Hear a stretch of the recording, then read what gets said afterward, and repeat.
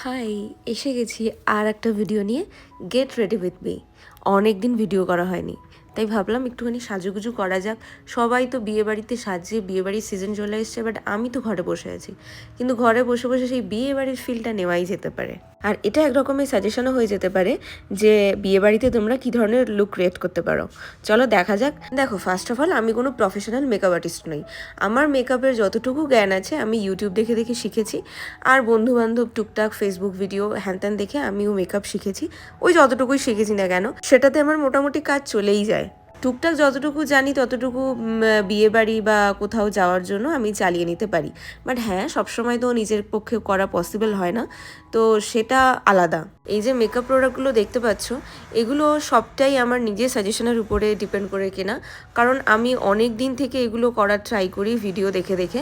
তো প্রোডাক্ট হিসেবে যতটুকু এক্সপিরিয়েন্স আমি গেইন করেছি, সেই এক্সপিরিয়েন্স থেকেই আমার নিজস্ব সমস্ত প্রোডাক্ট কেনা। এবার তোমাদেরকে ছোট্ট মতো ট্রিক্স বলে দিই। এটা এখনও অবধি কোনো ভিডিওতে আমি দেখিনি, এটা সম্পূর্ণ নিজের এক্সপেরিমেন্ট। এই যে কাজল দিয়ে আমি আইব্রো ড্র করছি, এটা কতক্ষণ কি লং লাস্ট করবে জানি না, বাট তাও আমার কাছে আইব্রো ড্র করার মতো সেই মুহূর্তে কিছু ছিল না বলে আমি কাজল দিয়ে আইব্রো ড্র করে নিয়েছিলাম। আর লিপস্টিক দিয়ে ব্লাশ করা, এটা তো আমি প্রায় প্রত্যেকটা ভিডিওতেই দেখি, অনেকেই এটা ট্রাই করেছো, বাট কাজলের ব্যাপারটা এটা সম্পূর্ণ আমার এক্সপেরিমেন্ট। হ্যাঁ, এবারে কিছু লোকদের কথা অনুযায়ী এত মেকআপ করার কী আছে, নিজের অরিজিনাল লুকটাই আসল, নিজের মেন্টালিটিটাই আসল, নিজের বিহেভিয়ারটাই আসল, সেটাই হচ্ছে অ্যাকচুয়াল ড্রেস আপ। হ্যাঁ, ঠিক কথা, সেটাই অ্যাকচুয়াল ড্রেস আপ।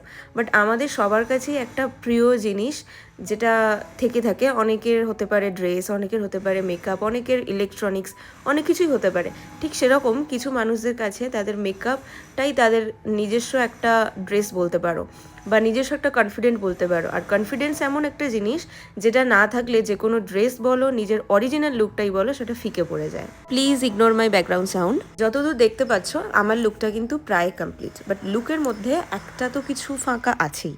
হ্যাঁ, ফাঁকা আছে, সেটা হচ্ছে কানে, গলার, চুড়ি, টিপ, অনেক কিছুই ফাঁকা আছে। বাট আমি শুধু কানেরটাই পরে নিয়েছিলাম, আর যেহেতু আমি হেভি কানের পরেছিলাম সেহেতু আমি গলায় একটু ফাঁকা রাখারই চেষ্টা করেছিলাম। এটাই আমার বেশি ভালো লেগেছে। যাই হোক, আজকের লুকটা কেমন লাগলো তোমরা কিন্তু অবশ্যই জানিও।